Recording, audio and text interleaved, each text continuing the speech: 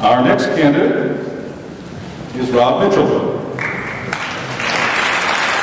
Rob Mitchell is an Air Force veteran, an experienced health law attorney in public and private sector, and a small businessman from Doylestown who challenged our inspector at his Philadelphia Town Hall in August. Rob has been an active member with the Kitchen Table Patriots and the Thomas Jefferson Club. Welcome, Mr. Mitchell. And I just want to make sure your mic is on. Thank you. Does it sound like it?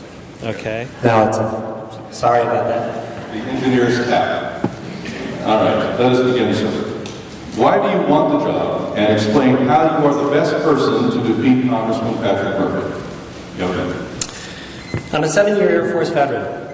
I have experience in health law, and I'm a businessman who has had a $3 billion assets under my control that I had to distribute to people who had been injured by fen-phen. I'm not a career politician. I'm compelled to get into politics by an irresponsible government and our very own incompetent Pelosi puppy.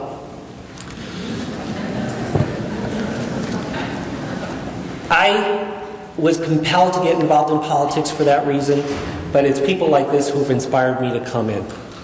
I believe I represent the people's views. I believe I bring common sense to the position. And I will work hard. I have demonstrated that I will work hard. I've got an organization, and I intend to win this election. Next question, and you have a minute for this one. What should the federal government's role be in managing, controlling, or delivering health care? With respect to health care, the federal government has promised to reduce costs and provide care to people who otherwise can't get it, and their current role, the current legislation does not do that. I believe that we must reverse the travesty that is going on right now with health care, and instead we need to implement changes such as changes to the tax laws that will allow all Americans to secure affordable insurance that best serves their needs and shift ownership to people from governments and employers.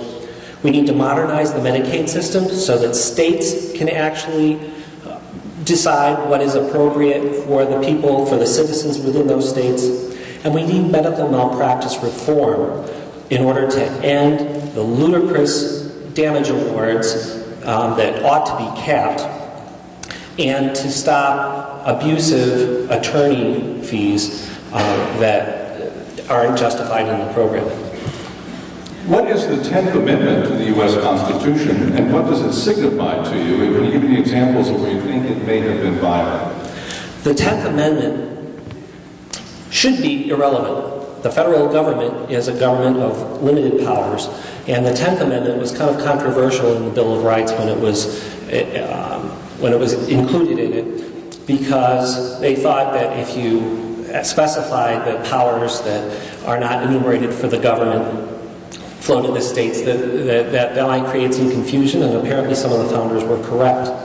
Healthcare is a wonderful example of where the federal government is stepping out beyond what its enumerated powers would be, and in fact any kind of unfunded mandates where the federal government is pushing costs on the states that don't align with the provisions in the Constitution are powers that the 10th Amendment should otherwise prevent.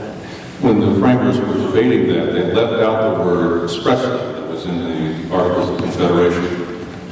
Would you agree to amending the 10th Amendment to put back the word expressly? Do you want that tighter rein on the federal government's powers? I think our history has demonstrated that that would be a very useful amendment.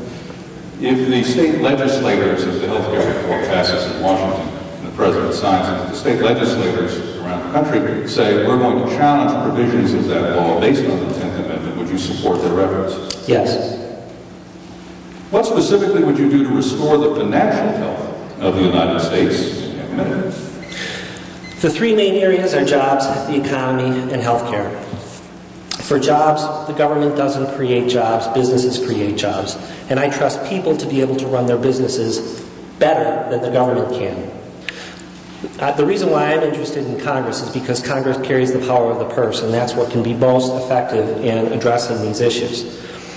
What we need to do is we need to unwind the bailouts, the cap-and-trade programs, the different unfunded mandates, and income redistribution programs that are currently on the table with this administration. We need to freeze taxes, and we need to reduce the deficit. We need tax reform that attracts global manufacturers to this country so that we create jobs here and that our exports are more competitive on the world stage. Will you pledge then to vote against every income tax increase and every hidden tax, such as those proposed in the health care reform? Well, as I said, I'm for tax reform. I do not believe under the current tax system that there should be any further increases of taxation. I think the government has more than enough money to do what it needs. So that if you reform it then, so you're for what type of tax system? The kind of tax reform that I would be in favor of is a simple, flatter tax. A tax that's designed just to bring revenue into the government for the needs of the government, as opposed to a tax that can be manipulated for social engineering. Do you have any idea what that federal tax would be? That flat tax, what was the percentage? The flat tax I envisioned for a family of four would include a $39,000 standard deduction, 10% for people for a family of two up to $100,000, and 25% after that. It's actually outlined in Representative Paul Ryan's. The name is escaping me for a second. That's right, but just a quick follow-up. Would you make any exemptions for real estate or charity or anything? I don't think you would need exemptions for those things as long as you did things like eliminated the interest, taxes on interest, taxes on capital gains and dividends. A flatter tax is a fairer tax, and in the Roadmap for America, which is the plan that Representative Ryan has put together and actually introduced in 2008, the numbers balance out that would provide adequate revenue and still provide a fair taxation for this country. All right, sir, would you agree to limit your term in office? If so, how many terms would you limit yourself to? Term limits are a crude way of managing representation in Congress. If you don't like me, you can fire me every 2 years. However, because of the abuses that we have seen, I would not have an objection to term limits so long as term limits were fairly applied. There's a lot to do with this country at this point, but I cannot imagine staying in Congress for anything longer than 6 terms if it made it to that point. 6 terms or 6 years? Right. All right, these are, I believe, answerable by yes or no. Will you lead the fight to drill for oil in American fields? I think it's not just drilling for oil in American fields. There are a lot of things. Yes. Will you lead the fight to build new nuclear power plants in the U.S.? Yes. Do you believe man-made pollution is a significant part of global warming? No. Do you believe Roe v. Wade should be weakened to any degree? I believe in the value of life, and I do not believe that, and I believe life should be protected.